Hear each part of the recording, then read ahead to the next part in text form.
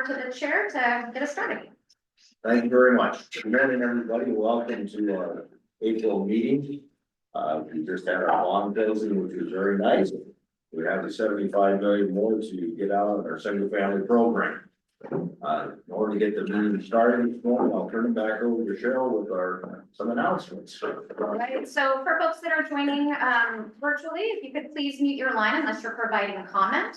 And you can mute and unmute your audio in Zoom using the little microphone feature in the Zoom. If you're joining the meeting by telephone, you'll have to use your phone features to mute and unmute, which is usually a *6 and a *9 to raise your hand. You're welcome to use headphones, as that can eliminate audio. And public comments or questions can be accepted by typing into the webinar, as well as unmuting your phone and speaking. If you're joining the call by phone only, if you could please send an email with your name, title, and company to housing@mt.gov. Again, housing@mt.gov, so we can ensure that you're captured in the official minutes. When you're providing public comments, please state and spell your last name and organization as well. And with that, I'll turn it back over to Chair Posey for board member introductions. Good morning once again. I'm Bruce Posey, board chair from Billings. Sheila Rice from Great Falls, Vice Chair. Amber Parrish, Board Member Billings. Jeanette. Jeanette McKee, Board Member Hamilton. John, are you on? Yes. Yes, John Grant, Helena. Richard Wilsonberger, Helena. Rachel Great Falls. and Carrie, do you happen to be on? Okay, Carrie's not on. Okay, thank you very much.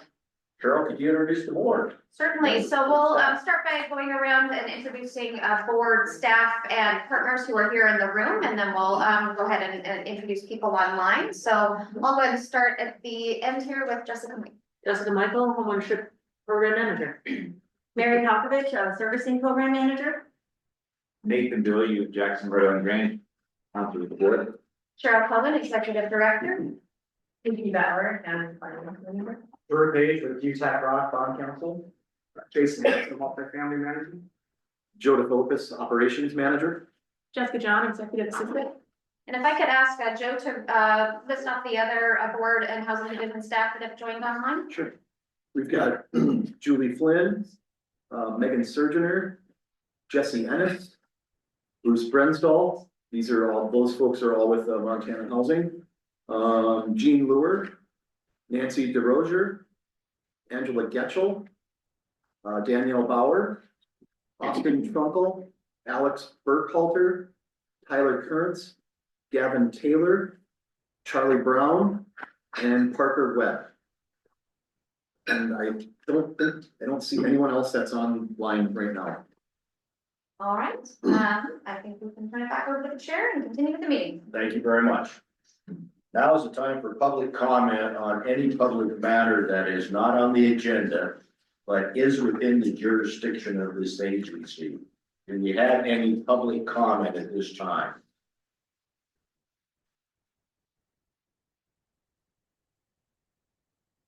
Fine.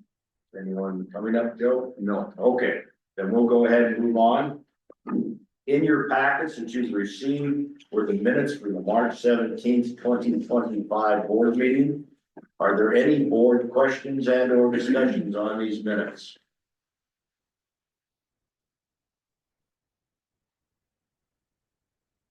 Board questions or discussions? Are there any public comments or questions on these minutes? None online, sir. Thank you very much. May I have a motion second for approval, please? So moved. Second. It's been moved and seconded. All in favor, please say aye. Aye. Aye. Opposed, same sign. Motion carries. Let's then move on to the finance program, and I'll turn it over to Vicky. For the finance program, I didn't have an investment dashboard. This month, the investments that are reserve funds and bond proceeds are invested in do consist of the money market account. As they have, we haven't had any further investments available to us. But with the mortgage-backed security program. I thought I'd just give you an update. Starting February sixth, we started buying the mortgage-backed securities with the bond proceeds from the 2025 B or 24 B issue. We've purchased so far 26.6 million in of Ginnie's, 691 thousand of Fannie Mae's. And then on the 25 A issue, which we did just close, we purchased 2.49 million of MBSs from those proceeds. I also wanted to give an update yesterday in our training, the conversation came around on cash flows, and the board sets us, or the cash flows set aside $3.4 million for operational expenses.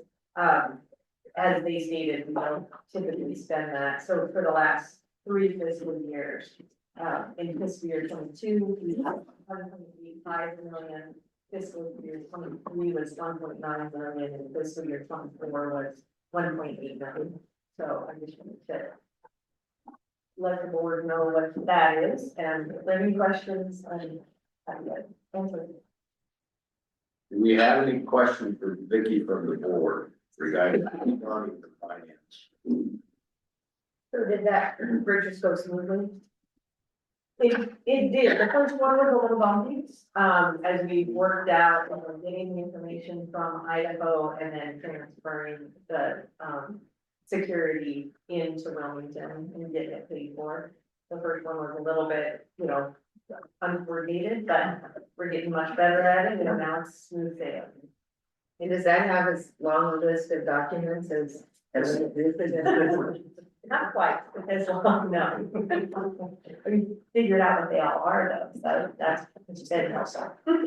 Thank you. And congratulations, that's a big deal. Yeah. Do we have other board questions for Vicky? Do we have any public comments or questions regarding the finance report? None, I'm seeing Chair Boyd. Thank you very much. Before we move on to Jessica, I am remiss. I need to welcome Richard and Rachel to the board. I should have done that earlier. We're very pleased you're joining us. We hope you enjoy your time. Thank you. Okay. Jessica, Good morning, everyone from Polson, Montana, where it's absolutely beautiful. For those of you online, if you haven't been here, you should visit, put it on your bucket list because the mountains and the lake are just breathtaking. My first agenda item is a lender approval. We have a new lender that called Ease Mortgage. They're United Lending Team doing LLC, DBA Ease Mortgage. Do I have anybody from Ease Mortgage on the phone?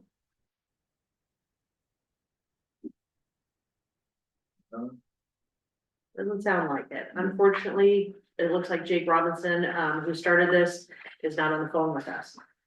Ease Mortgage was founded in 2021. Their corporate headquarters is in Troy, Michigan. And their location in Montana is at 2022 Central Avenue in Great Falls, and they employ 3 people at that location. Ease Mortgage operates as a non-delegated mini correspondent with over 11 active investors who underwrite loans, including Fannie, Freddie, HUD, VA, USDA, Jumbo, 203K, reverse mortgages, fix and flip, HELOC, non-QM, and more. They plan to participate in the board's regular bond, DPA, and MCC programs. Ease Mortgage slogan is "Dream Your Dream, Our Mission." Excuse me. They nurture that vision with their unwavering commitment to trust and expertise and integrate great people with great technology. Ease Mortgage's application material, quality control plan, and financials have been reviewed and approved by staff, and they meet all the requirements for becoming a Montana Board of Housing participating lender.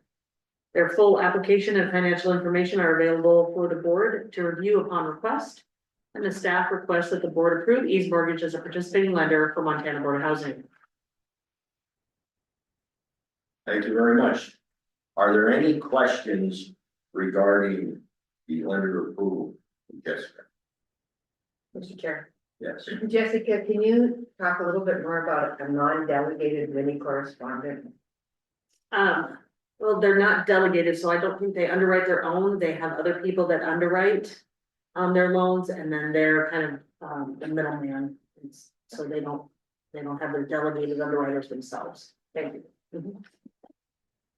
This is not only a question regarding this particular firm, but our policy. Do we have a policy for a brick and mortar operation, not just a house with the front room? Yes, Okay. they must have a brick and mortar business, Yeah. in the state of Montana. Okay, all right, very good. That's what I thought. I just wanted to Yes, clarify and that. it does keep quite a few people from becoming participating lenders. Okay. So we have had to turn away people and say, not until you have one. Okay. We want the customer to be able to go in and talk to a person if they need to talk to a person. Very good, very good. Other board questions and comments regarding this lender approval? Do we have any public comments or questions regarding the approval of United Lending Team LLC doing business as Ease Mortgage? There are none, Chair Posey. None, thank you very much. May I have a motion as well as a second for the approval of Ease Mortgage as a lender to Board of Housing? Second. It's been moved and seconded that United Lending Team LLC doing business as Ease Mortgage be approved. All in favor, please say aye. Aye. Aye. Opposed, same sign. Motion carries. Jessica, back to you. And my homeownership program dashboard, this month. I would like to, point out that if you can scroll down just a little bit on turn times, March MDS turn times, you'll see 37.60 days. When I saw that, I went, because that's the turn time that we at Board of Housing are reviewing their packages from the compliance submission. That's how many days, and I was aghast. So I ran the report again, and it turns out there was a fat finger date put in on one loan. And so the actual turn time for us to review the packages, the submission packages, so that we can tell Idaho their turn, ready to go, is 1.23 days. 37.6. So I did make that correction. Unfortunately, it didn't make it into your packet. Other things I'd like to point out, we've done a little over 150 loans already this year. Between the first and the DPAs. Everything's going strong. For those of you that didn't hear, which I'm sure you did, on my status update last week, was we had 23 or 24 reservations, 5.2 million in 1 week. So everything is going strong. We're doing substantially 3 to 5 million every week in reservations. Another thing we talked about yesterday at length was RAM program. So on page 2. You'll see RAM March activity. We had one loan request. I can tell you now that's at least 2 going on right now. We have 43 loans outstanding, 2.6 million. And over the life of the program, we've done 248 RAM loans. So that kind of answers some of your questions from yesterday. Foreclosures are holding steady. They're on the uprise. We do have some stats on foreclosures. I can leave that to Mary if she would like to talk about that. Or if you have any questions regarding foreclosures, as far as last time we met, you were asking what type of loan, where these foreclosures have been. I have those stats now. Oh, okay. So is Mary gonna give those already? Whichever. Go ahead. Okay. Let's see, we have 9 scheduled foreclosures in June, 2 in July so far, and 4 in August. Now, this doesn't mean that they are going to go to foreclosure. This just means right now they're scheduled. They still could pull it out and get current. By county, we have 34 total foreclosures, and the biggest county would be Great Falls. With 5. No, sorry, Billings with 7 and Great Falls with 5. That's by origination date. You can tell by origination date that they're starting to tick up from 2015. 2021 was 6. So you can tell 2001 to 2015, there was 1 or 2. Now there's 3 to 6. So they are ticking up. By city, Billings has 8. Great Falls has 5, Youth has 4. The rest just have 1 or 2, so it seems that Billings and Great Falls are our biggest cities that have the most foreclosures. As far as program goes. Our Bond Advantage First, so that is with the DPA, has 7, so that seems to be the one that has the most, foreclosures is our Bond Advantage program. Habitat has only 2. And our 0%, is the next one with 5. So it's the DPA programs that tend to have a little bit more of the foreclosures. I can add, Go ahead. What is DPA? Down payment assistance, excuse me. I can add a little bit to help. Yes, yes. So, and when you're saying foreclosures, so these are pending foreclosures, not actually, going, not actually foreclosed. And so the overall, what she has here by the city, there are 34 pending total right now. And yes, the majority were in, it's in Billings and Glasses, Great Falls, yeah. And then also there were 34, of course, 34 by the origination date, so she's got a total of 34 altogether. The county was, you said here, we've got Billings and Great Falls MSA. And $4.8 million is the principal balance of the total, which is good to know. And then also the loan type, Yes. we have here in, I would say, boy, the majority are definitely FHA. We have 1 VA loan, 1 USDA RD loan, and 1 conventional, which most likely is an uninsured loan. So yeah, this is very nice. Thank you so much for putting that Most of together. them are FHA. And one of the things too that we think about is that I service probably 98.8% of the portfolio. So there's still a few other loans out that this may not be in my portfolio, but it's in the, part of the, what Montana Board of Housing as the investor owns as well. So So the question I have, and thank you very much, those are numbers I'd like to see every meeting. Okay. It just kind of points to where we may or may not have issues. Good. When we went into all the government money that came to help people stay out of foreclosures, et cetera, is that money all gone now?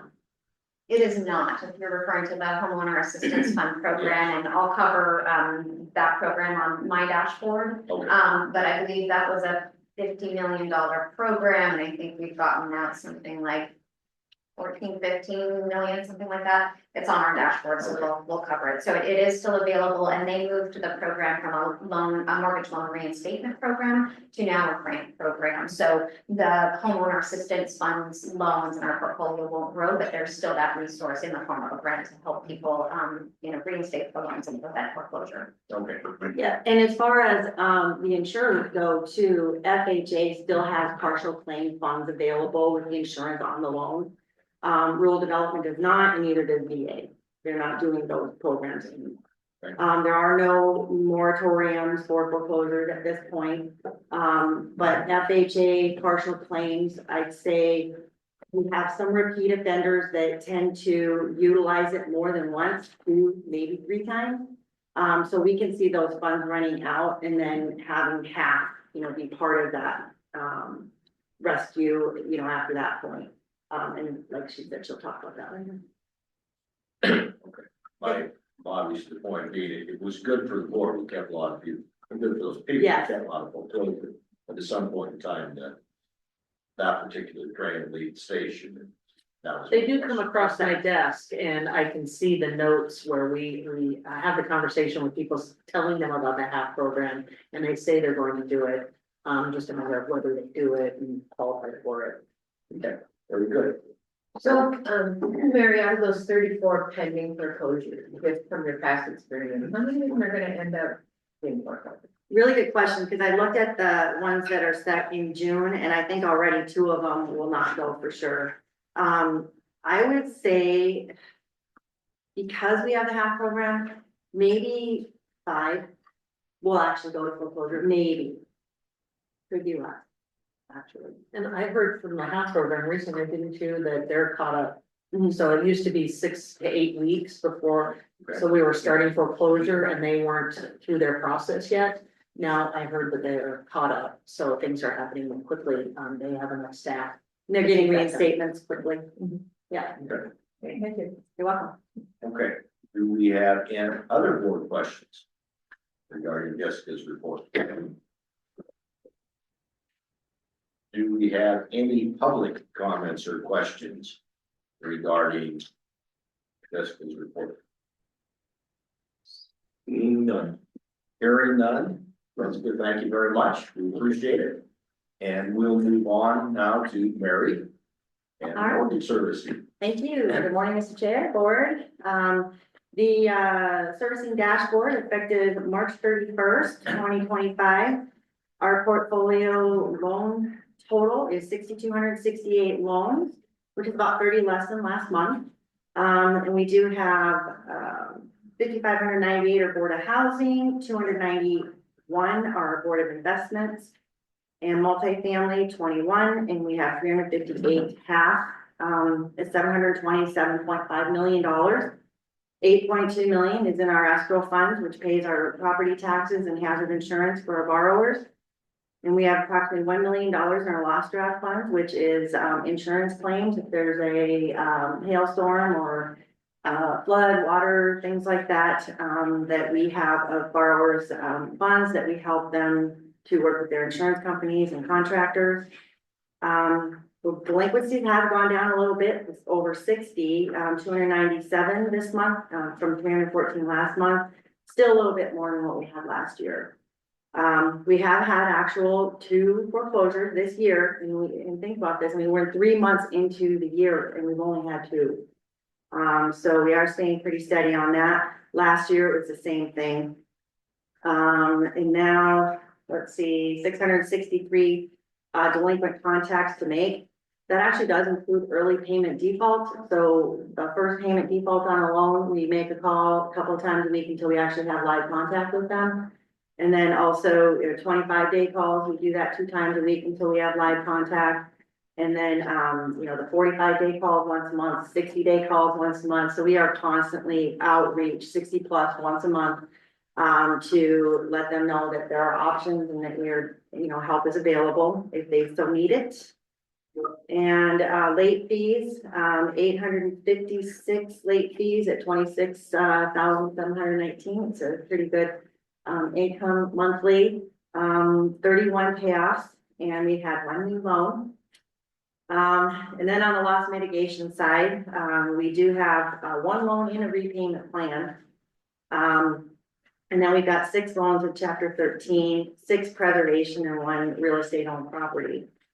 As far as the repayment or loss mitigation, does have some updates effective February 2026 for FHA.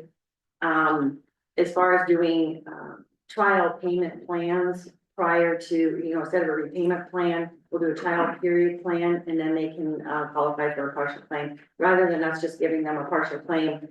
Just because they say they can't pay, they really have to start making those payments once a month to prove that they can make those payments moving forward. So that's another way to sort of deter whether, so that might be a slight increase then if they're not going to be able to pay those 6 months before they can get another sort of claim. That's my dashboard this month. Any questions? Go ahead. I just wanna get my head wrapped around the MBS versus the whole loans. So your report is just whole loans that we own. Yes. And, when I look at Jessica's report, it's the MBS program, but do we have another place where we're reporting those few loans that we actually do make, like the down payment assistance, et cetera? I'm sorry, I don't understand. Yeah, so in my report, whatever loans we have received in-house as whole loans, like the VHLP, the Habitat, the set-asides, those will be in my report. Anything else will be in Jessica's report. And then you want to see how do you differentiate that? Right, so when I look at new loans on your report, that's the loans we made. That's one we non-MBS. kept. Okay, got it. Yeah, so it's either a Habitat, a VHLP, or one of our old Set aside. stragglers, Uh-huh. or a set aside, so one of our set asides, which is Habitat and VHLP. Or one of our old stragglers that hadn't closed yet from the old program before we met. I think And I think- Vicky said there's 2 left. I think what we'll look at as well is what reports will we be getting from Idaho, from their servicing team on the servicing of our loans? Because we'll certainly wanna look at their performance, even though under an MBS structure, we're still guaranteed those principal and interest payments. You know, we would wanna know if Idaho's servicing of our loans that were originating under the same parameters, if they had a significant difference in the performance of those loans. That would be good information for us to know and to share with you guys. So we'll work with Idaho to review which reports they have available and how we can best provide that information on future board dashboards. Mr. Chair. No, go ahead. Okay, so when Jessica's report under set aside loans, there's a whole list of set asides. Are some of those gonna be MBS and some not? Depending on the interest rate? Yeah, the only ones that won't be MBS are the Habitat, and that's just because we do a 2% rate on the Habitat loans, but all of the first mortgages that we do in combination with the Home Start program or the Neighbor Works, programs, all of those ones listed there will be pulled into MBS. One more question. Yeah, yes. So I think we were working on the idea that all of the CLPs could qualify as a set aside, not just Northwest Montana. What's the progress report there? And maybe they haven't done their part. I don't know for sure. I'm just wondering if we have that. CLTs aren't able to go to MBS if that's what you're asking, unless it's a Habitat. CLT. No, I'm off that now. Okay. I just want to know if set aside rates will apply to all CLTs. My understanding is that the board approved the CLT that's listed in the set aside is a very specific CLT. So if we were wanting to make a policy shift and broaden that, it would need to be a policy decision to come back to the board. And there has been some conversation with the CLTs, they've tried to coordinate things. When they came in, what they were hoping for is a rate similar to Habitat. And we are able to provide that. And so we haven't heard further conversation with regards to CLT. Thank you. As a regular set aside rate. Okay, I appreciate that. Thank you.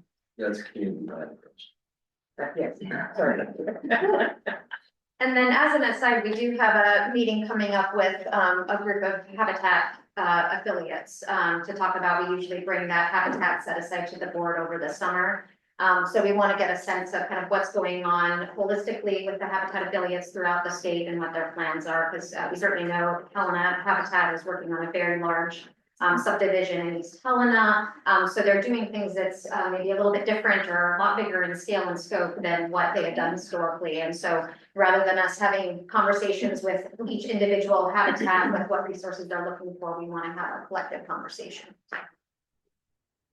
So, sorry. I have one more question.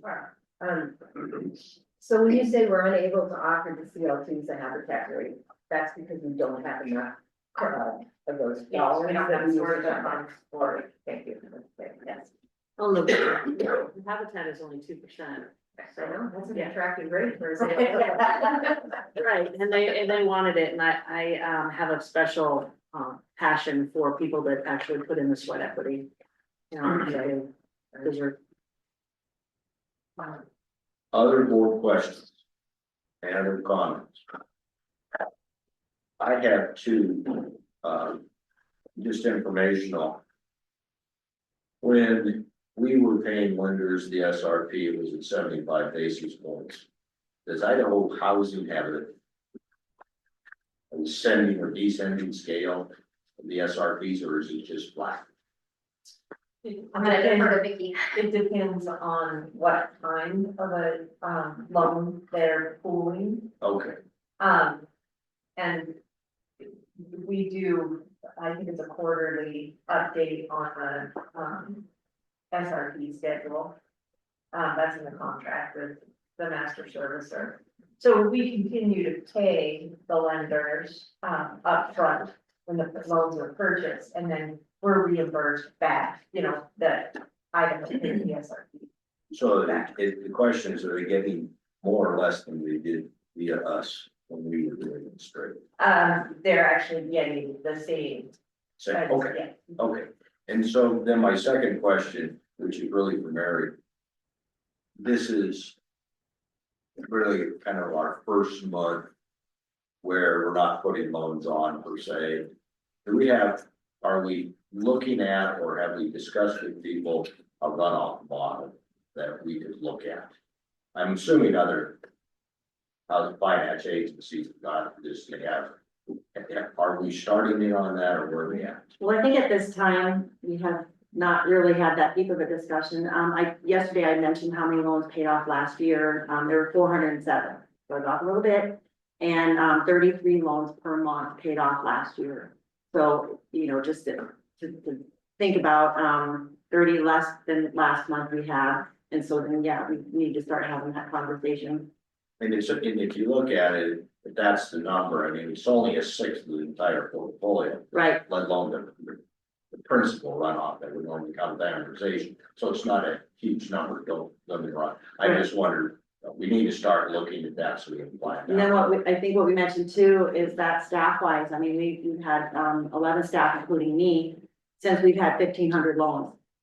You know, so and we have 6,500 loans and we're doing the same amount of work, you know, or the same amount of staff doing twice or 3 times as many loans right now. Yeah. So, Okay, thank you. other board questions? Just, kind of a little bit of a one-off, you know, with that conversation, Bruce, part of the consideration I will also have to make is that like with the Veterans Home Loan Program, those right now are mandated for Board of Housing to actually service them. And so as we think about the portfolios and servicing going away, there will be pieces that may end up staying with the board long term. And, Yeah. you know, smaller. Realizing that and we've had discussion, becomes the economy, an economy of scale at some point. Realizing we're still gonna have to service some programs, period. Okay. And I think what I'm pulling up right now, and we can share this, we were requested to do a legislative deep dive for the Section A subcommittee several weeks ago. And so we had to provide kind of summaries of our various programs, and as I'm rereading them now, I think they might be helpful for new board members. But that's been an ongoing question with the legislature through the budgeting process, is if now the vast majority of our new loan production is going to Idaho, you know, at what point can the Board of Housing start reducing its servicing FTE footprint in a responsible way? And of course, these positions are paid solely out of proprietary Board of Housing funds. There's no state general monies, but there's still the interest from our elected officials about the number of FTE and the general size of government. And so what we prepared in that was that as of January 2025, we had a portfolio of over 3,200 loans. And then we shared that for our legacy portfolio in January 2015, the board's mortgage servicing portfolio included 3,500 loans with 308 million principal balance. That portfolio was serviced by 10 FTE. In January 2025, the mortgage servicing portfolio includes 3,200 loans with 743 million principal balance, and our current FTE is 10.5. So we've done a lot with the same staff as the portfolio has doubled. So I think we can see the portfolio contract quite a bit before we need to get worried about runoff or, you know, loss of revenue, that sort of thing. Okay. Any other board questions or comments? Do we have any public questions or comments? None, Chair. Mary, thank you very much. Thank Appreciate it. you. Jason, multifamily. Thank you, Mr. Chair. Today we've got 2 bond resolutions from Vitus. The first one, Centennial Village, located in Great Falls, is a 48-unit family property. That's an active rehab, costing roughly $238,000 per unit. Vitus's development is, the developer is requesting a bond amount not to exceed $7.5 million. AMIs will be 60%, and Vitus will also renew the project-based rental assistance contract for 20 years upon its acquisition. And staff supports the resolution. And I believe Gavin Taylor is online also if you have any questions. Do we have any board questions and or comments regarding Centennial Village bond resolution? Mr. Chair, for the developer, will there be an increase in rental rates upon completion of the project? Can you guys hear me all right? Yes. Great. So we do have a third party RCS and those rents will be in effect at closing, but just with the standards of the project-based rental contract, residents will continue to pay 30% of their income. So that fact won't be changing. Of Thank you. course. Do we have other board questions or comments regarding Centennial Village?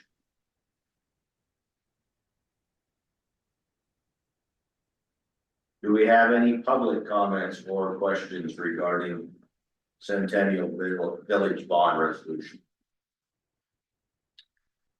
Seeing none, Chair. Thank you very much, Joe. Hearing none, may I have an approval, a motion and second, excuse me, for an approval of Centennial Village bond resolution number 250414 MFO2. I was so moved. Thank you. May I have a second? Second. Thank you. It's been moved and seconded. All in favor, please say aye. Aye. Aye. Pose same sign. Motion carries. Jason, back to you. Perfect. So the next one is Aspen Village. Again, this is Vitus doing this one. Very similar to Centennial. It's a 60-unit family property located in Great Falls. Acquisition rehab costing approximately $302,643 per unit. Requesting $12 million bond deal. This includes the buffer, AMIs will be 60%, and this also will have the renewed 20-year rental assistance contract and staff supports this as well. Thank you. Do we have board questions or comments? Mr. Chair, for the developer, has the Board of Housing, or maybe it's for Jason, has the Board of Housing approved a renovation on this in the past that you know? Not that I know of, no. I think I was confused with another group that, another, We have a lot of aspects. yes. Maybe it was after. Okay, thank you. Do we have any other board comments or questions? Well, Sheila, I have a question for you since you're the Great Falls expert. Why do rehabs in Great Falls? I think it's because these HUD programs or their HUD contracts are coming up and the original owners, Jason maybe are add to this and probably the developer as well, but they're just ready to sell and they don't want to go through the whole HUD renegotiation. So luckily we have folks that are coming up that say like Vitus that are saying, hey, we'll take that and we'll renovate it and we'll continue that in contract. Okay. But I'd love to hear from them because that's just my supposition. Sure. Yeah, no, I think you're right for sure. And I think for us at Vitus, we kind of specialize in these 4% bond deals that have the HAP contract on it. And I mean, we're nationwide and we've done one prior deal in Montana. Obviously, we've got a couple in the queue here, but I think the big thing too is just obviously you guys are a very strong state agency, clear timelines, clear expectations, and I think that's just in times of uncertainty right now, having a state agency that has their stuff together is something we can count on and something we've found a lot of success with in Montana. So thank you to you all for that. Thank you very much. Do we have any other board comments or questions? Sheila, thank you. Appreciate that. Do we have any public comments or questions regarding Aspen Village? Seeing none, Chair. Thank you, Joe. Then could I have a motion and a second for approval of Aspen Village bond resolution number 250414 MF03? So moved. Move, may I have a second? Whole second. Moved and seconded, all in favor, please say aye. Aye. Aye. Aye. All opposed, same sign. Motion carries. On to the program update.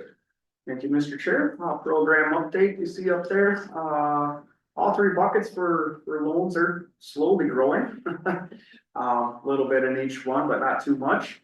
Other than that, not much has changed down there. I will give one update as our LOIs were due by 5 o'clock yesterday and we received 13 out of the 15, so we have 13 going forward. Do we have any questions for Jason for the board? Jason, I'm wondering if you could share with the board members about the Fairmont compliance training as something, maybe you haven't let them know that that happens every year. Yep, so that happened last week. Ryan Culver's team, our compliance program. They had a speaker come out of Boise, so we had about 123 property managers there that did the 2 days of training, and then there was a test the third day.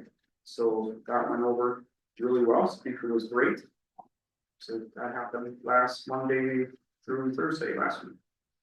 So our compliance team has been doing these trainings at Fairmont for as long as I know, and they always seem to pick great speakers, and the staff under Jason's team gets very excited about this this training. It's just great to have that energy of people looking forward to planning an event and hosting a good event. And I think it's really important for us to support that property management community with the training that's needed. It's a win-win for all of us, and we want to support folks that are in that industry because it's a tough field to be. And then they get certified to do the live tech portion for the property management part. The whole piece we talked about yesterday, how property managers, if they don't do it right, can lose all millions of dollars in credits. So that's kind of what this class covered. Okay. Mr. Chair, Yes. Jason, can you refresh my memory on Montana 6, the top under project underway? Yep, that's the one we just approved last month.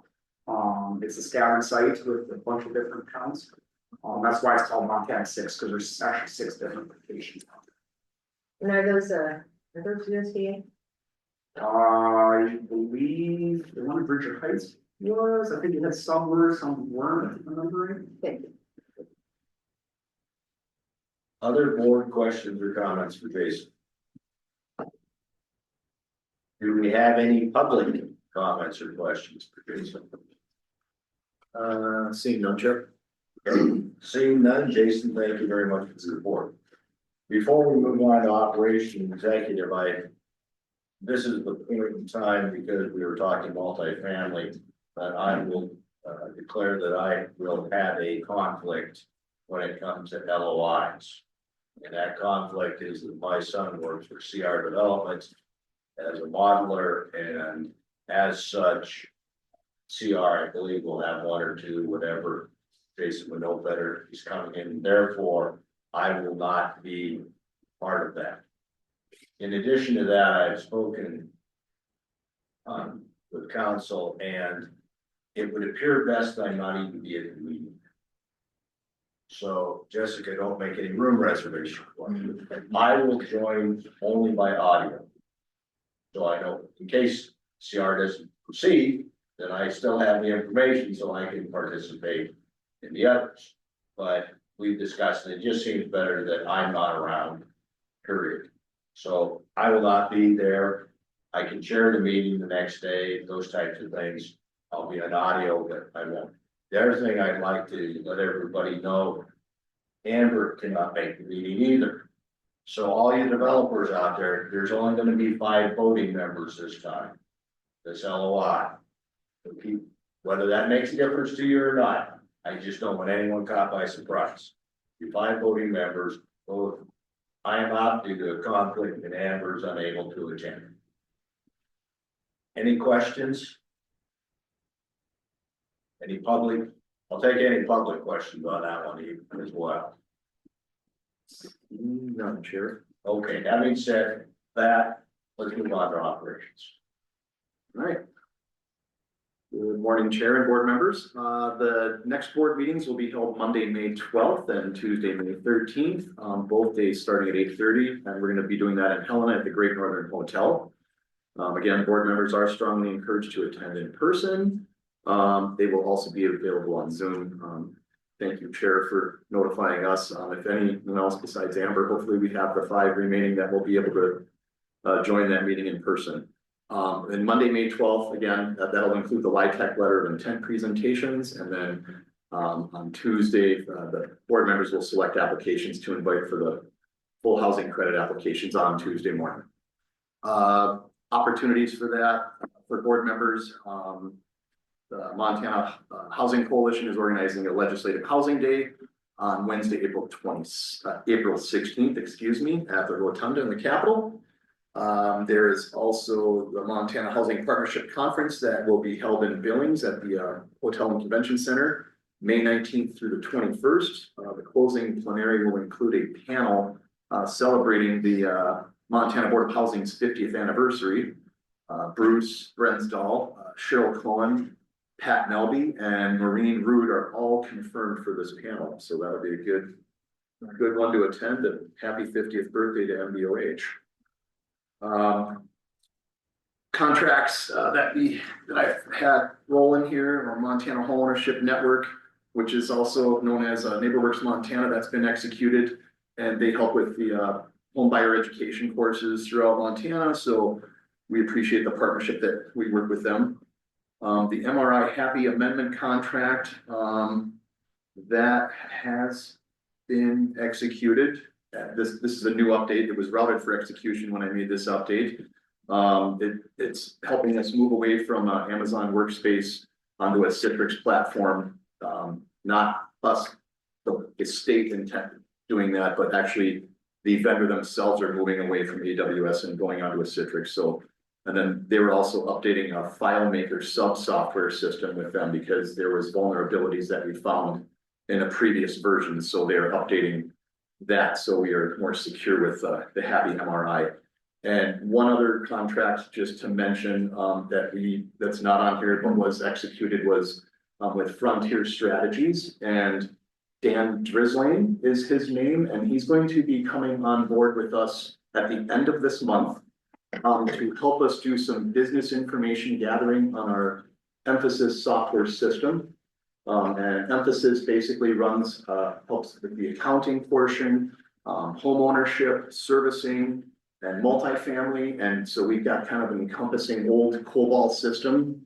If anyone knows what COBOL is, it was created in the 50s, and it's the same type of system that the Social Security Administration is utilizing. So because all of the software systems throughout the state are being audited and assessed to make sure that it's secure, and because this one Emphasis, which we all utilize here within those 4 entities within housing, failed the assessment rather miserably. So we're looking at moving off of this system, and this Frontier Strategies, Dan, he's going to help us do some information gathering, help us prep to move away from the system in the future here to get onto something more secure that will be able to pass audits and get us more up to date with our technology, with that software. So before I move on, does anyone have any questions regarding that?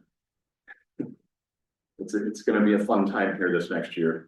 So for 2025, 2026, moving into that, but we're not looking to speed it up. We just want to make sure that we're doing everything we can per the audit to say we're looking at other systems. So this person coming on board with us till probably September, October is going to help us with transitioning and with doing the information gathering of what we have now and what we need for our future software. So for personnel updates, this one also needs a little bit of an update. They did hire the Housing Choice Voucher Contract Officer in rental assistance. So that position is no longer vacant, but we do have a vacancy in our admin pool in operations under myself and Megan. So that one we just posted on Friday, and we already have 32 applications as of 20 minutes ago. So it's been crazy. Like, people want to be working under Megan.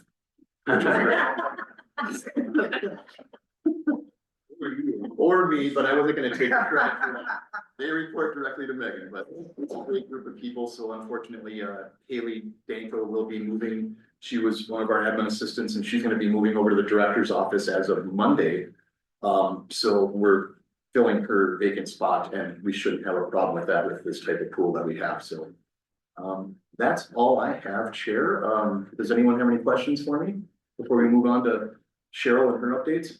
Do we have any questions for Joe for the board? Do we have any public comments or questions? Seeing none, Chair. Thank you very much. Before we move to Cheryl, I'm gonna do this one more time. Jess, welcome aboard. Jess obviously has put the meeting together. And it's the first time we've had an in-person meeting with her here. She's been with us a couple months now. Yeah, that's good. Yeah. Okay, so welcome aboard. Thank you very much. Thank you. Cheryl. All right, so moving on to update about the pro housing NOFO. So the state of Montana did receive 7 million for the pathways to removing obstacles to housing, the pro housing funding. And it's really focused on implementing long-term transformational change and how housing is planned for, regulated, approved, and incentivized in our fastest growing and obviously increasingly unaffordable communities.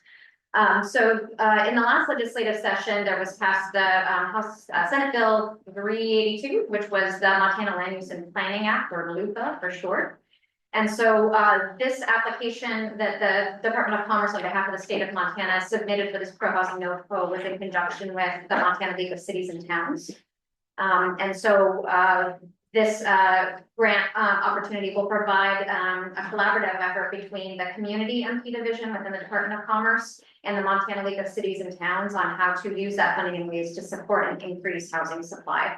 And the reason it's with the Community Division rather than the Housing Division is they have a planning department where they're already providing technical assistance and planning grants to communities to support them in implementation to align with the new LUPA standards.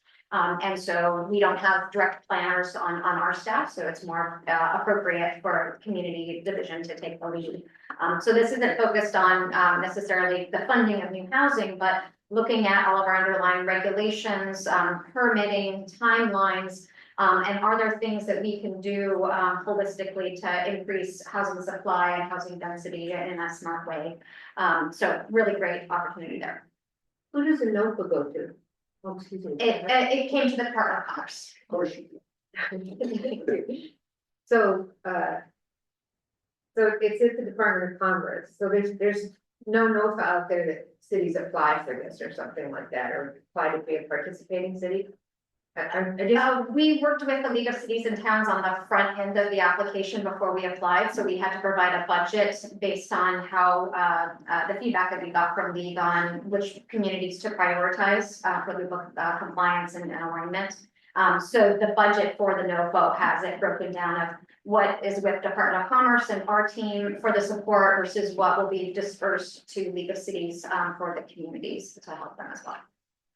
So do we know those communities then? I believe they're the 7 to 10 LUPA communities, so it's the communities over a certain population that got triggered with Senate Bill 382. So, you know, our big 7, and I think there was maybe 1 or 2 others, and then the city of Lewistown has opted in for LUPA compliance on their own. What was LUPA stand? Land Use and Planning Act. So this was a big transformational planning act bill that was passed in the 2023 legislative session. And so it requires jurisdictions of certain population size to take steps to plan for the growth that is projected to be needed in their communities. So, you know, what are your housing needs assessments? What is your planning for growth strategy? And then it has a menu of you know, choose your own adventure options of items that the local jurisdiction could select to help support additional housing growth. So it could be things like, you know, reducing parking requirements in new developments to be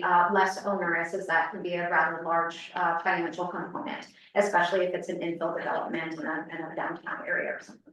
So we're looking not just at the funding of affordable housing, but how can we get more housing supply of all types throughout Montana in a responsible way and prevent urban sprawl. Congratulations, that's cool. It's pretty exciting, yes. So here you'll see the activities listed to kind of give a little bit more context. Oh, and I was wrong, 11 food book communities. So there you go. Homeowner assistance fund update, they did hire a compliance specialist, they're fully staffed, that's reducing their review time for processing applications. The HAP reviewers have completely cleared the backlog of applications, and now all of those applications are in a current review status with the quality assurance reviewer, so there's the first line review, and they've got all of them done, and it's just at that last stage, so moving along well there. As of April 1st, 2,839 applications have been submitted, averaging about 50 new applications a month. And they've approved and paid over 15 million in total through all the state programs. So this includes the mortgage reinstatement loans, now grants, the homeowner repair program that we have now closed down. There's a utility assistance component. And that homeowner assistance fund was a total of 50 million in the American Rescue Plan Act. And I believe we still have a few more years until the period of performance for the funds run out. I think it's 27. Cheryl, as a grant, is that to be repaid on sale or forgiven? Once they move to the grant, it's forgiven, as I understand. That's right. All right, so the community housing team, so this is again one of the 3 component units within the broader housing division. So our community housing group administers the Home Investment Partnerships Program, National Housing Trust Fund, Community Development Block Grant, and some ongoing CARES programs. Julie Flynn is the manager for this program. We share this information with the board just so you have a more holistic understanding of what is happening within the broader housing division. But the board of housing does not have policy oversight or a role with these specific programs. But they often work in conjunction with our tax credit properties, and so it's good to have familiarity. So our consolidated plan is through its public comment period. The plan can't be finalized until HUD provides us with the 2025 allocations for the programs. HUD typically provides our allocation amount 60 days after Congress passes a budget, so we're expecting to hear in late May or June. And then the plan will be submitted shortly after we receive those allocation amounts. HUD has signaled to expect funding levels to remain the same as last year. So we anticipate about 2.7 million in both home and housing trust funds and about 1.5 million in CDBG for housing. Properties in the community housing portfolio are submitting their annual rent certifications now, and their team is reviewing those. And we have site visits that will begin in the coming months to about 70 properties around the state. We're also developing our 2024 CAPER. So this is a consolidated annual performance evaluation report, I think. Julie Flynn, if you're on, she can tell me otherwise. But in addition to you have the 5-year consolidated plan. And then within the 5-year consolidated plan, there's an annual action plan for how you're intending to use the funds. And then after each of your annual action plans, you have to submit this annual paper to demonstrate what did we do versus what did we say we're going to do. So these programs have a particularly large amount of reporting requirements. So we like to, do all of those things. Staff have dispersed 7.4 million in home funds and 5.6 million in housing trust funds to projects during our 2024 program year, which ended at the end of March. We also have the CDBG CV or CDBG CARES program. This was under the CARES Act prior to the ARPA bill. All of those funds are awarded and under contract. 80% has been spent, and those funds expire in July 2027. The one-time only home art program, which was in the American Rescue Plan Act, all of those funds are awarded 60% under contract, 17% spent, and those funds expire in September 2030. And then this team also administered a one-time ESFG emergency shelter facility grant program that we received in the 2023 legislative session for $5 million to provide funds to nonprofits who were operating shelters for the homeless. And we use these to provide assistance for either the expanded capacity of a shelter, rehabilitation needs, ways to make the shelter more safe or secure. So that was a really great resource, 85% under contract and 56% spent. All right. So, some of you know that, we undertook a fair market rent reevaluation study, fourth quarter of last year. This is an in the weeds thing that is applicable to the rental assistance, public housing authority within the broader housing division, not a board of housing program, but it does have some impacts on us.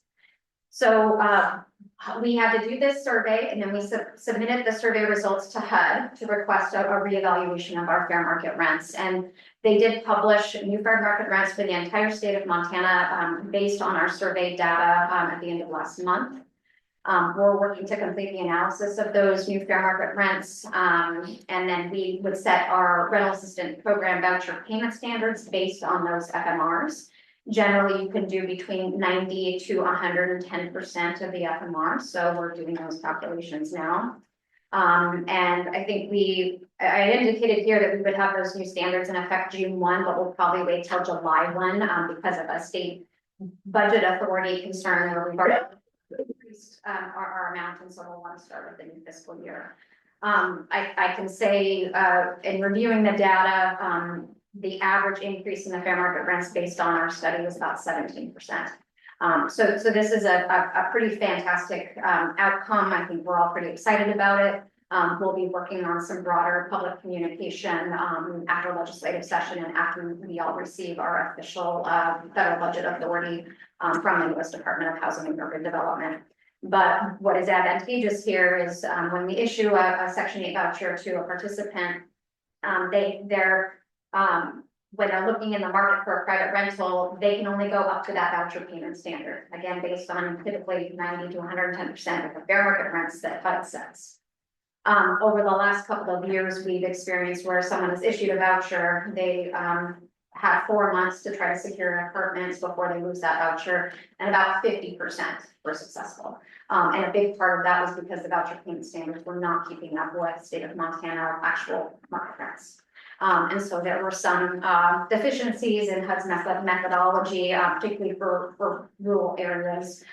So we worked with the Behavioral Health Commission for Future Montana Generations, and under the House Bill 872 framework.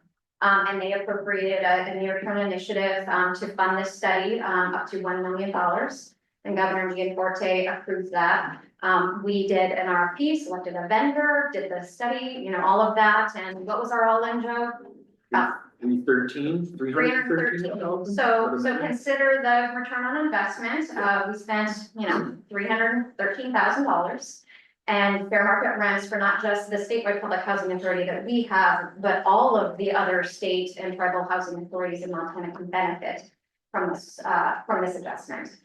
So pretty remarkable, really happy about that, and you'll hopefully see some things coming out in a broader press way in the next couple of months.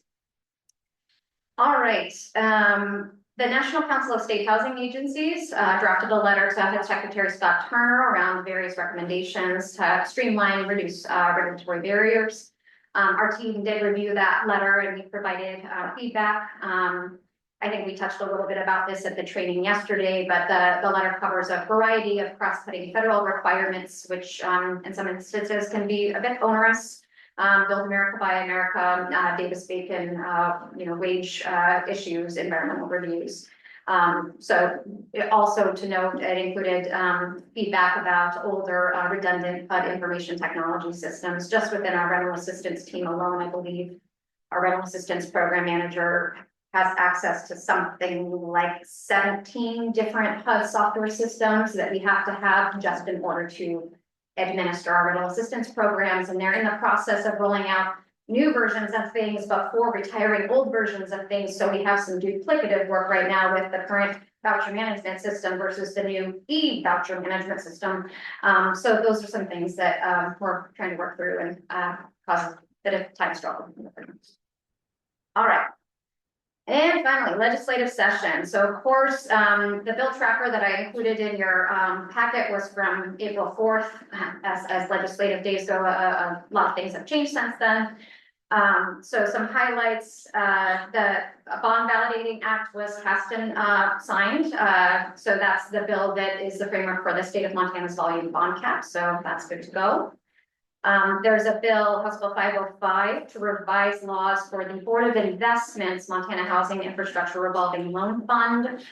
It passed House Appropriations, and I believe it had another hearing, and I don't believe that committee has taken executive action yet. So this would allow for additional funds and flexibility to the Board of Investments for the funding they received in 2023 to provide revolving loan for the infrastructure for new housing growth. So the water, sewer, streets components, and that program, it sounds like has been pretty highly subscribed.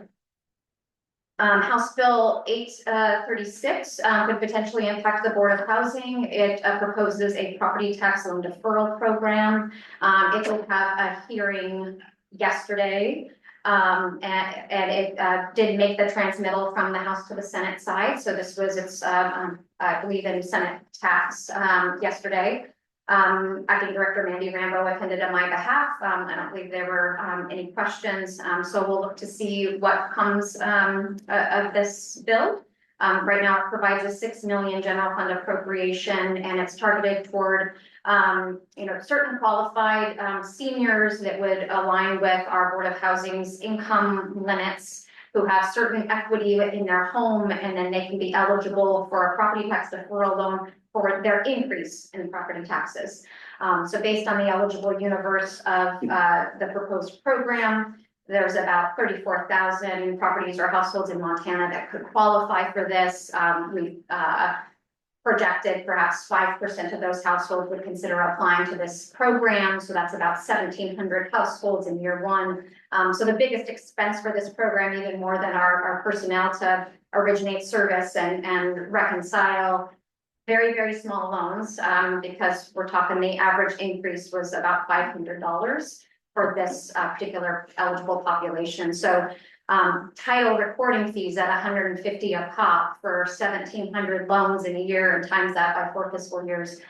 So that's a little bit of a challenge, and so it makes the fiscal note look a little steep, but the costs are the cost, and we want to accurately reflect that.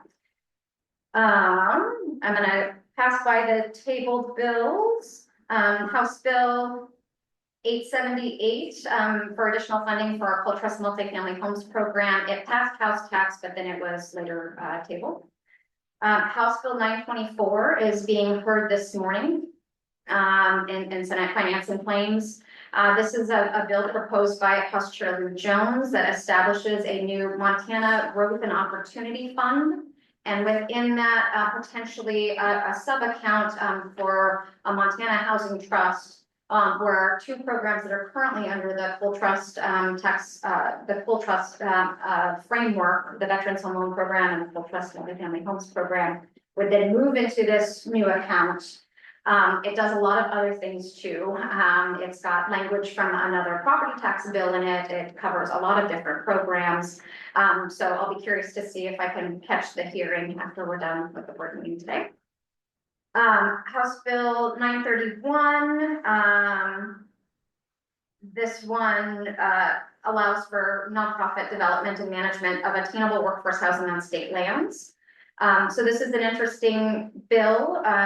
We've provided some information around the definition of attainable workforce housing in the bill, which is more specific to a renter or a home ownership rather than a renter. But essentially, the bill allows for the development of single family or multifamily housing on state trust land, so long as it meets the definition defined in the bill for attainable workforce housing. So a little complicated, I'm not sure how it'll go and how that works with the kind of state constitution and state lands around how the funds are supposed to work. So doesn't have a direct impact on us, but if there is that flexibility, it may be something that developers would look to try to find appropriate state lands for development. All right, Senate Bill 405 proposes a $50 million general fund transfer to our Housing Montana Fund. It also had a hearing yesterday. It has passed through the Senate and was transmitted to the House, and so it had a hearing yesterday. There was only one question. So this would be an incredible opportunity for the board if this were to come through. It establishes we could do a lot more gap financing loans in the revolving loan fund, than what we're currently able to do. So, hoping that moves ahead. SR 91, that bill's been enrolled, so we have new board members and reappointed board members. Thank you all. And then there are several study resolution bills, one on incentivizing housing density and affordability, one on the Tenant Landlord Act and Mobile Home Rental Act, and then one on coordinated homelessness services, which I speak in as a proponent for. And I did see a new LC in draft by Senator Hertz this morning. And I think it was something, a steady resolution on housing programs. So there's no bill text available yet for me to read, but I'll be watching to see what that one was. Okay, I think that's it. Okay. Do we have any questions for sure? I just want to make a quick comment that, Cheryl has a huge job, and this is on top of that. Tracking all of these bills and figuring out where the department, board of housing lies and all of that.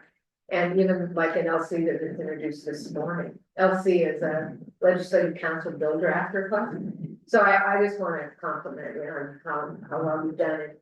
And really, deputy or acting director Rambo as well. I think it's been really good. It's also time for me to give my sermon about how there's no state funding for housing. So the federal funds are what the state passes through. So any dollars that come out are really almost the first time we've ever had equity for housing. We've had loan programs in the past, but and my other thought is, so just an argument for state housing funding.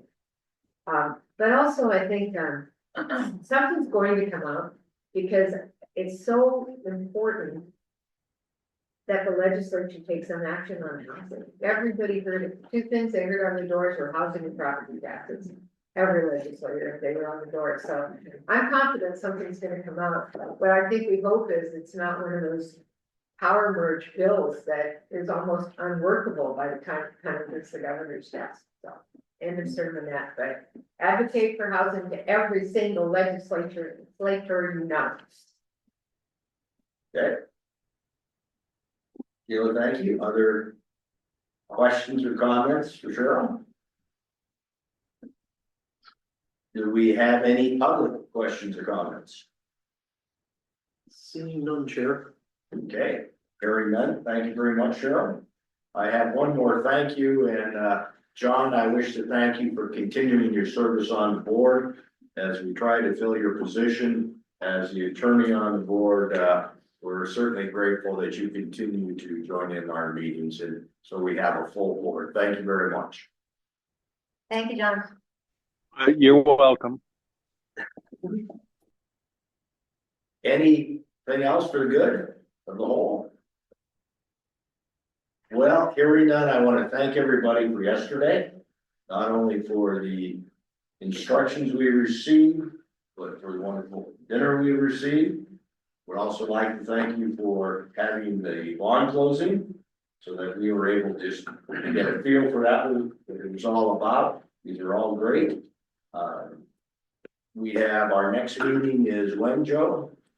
May. May 12th and 13th. May 12th and 13th In Helena. in Helena, which I will not be there, and the Billings event is, May 19th through 21st. okay, and that's our next opportunity for the board, correct? There was the The legislative- Oh, legislative yes. housing day. Yeah, unless anybody wants to go to Housing Rotunda Day tomorrow. Yeah, come on down.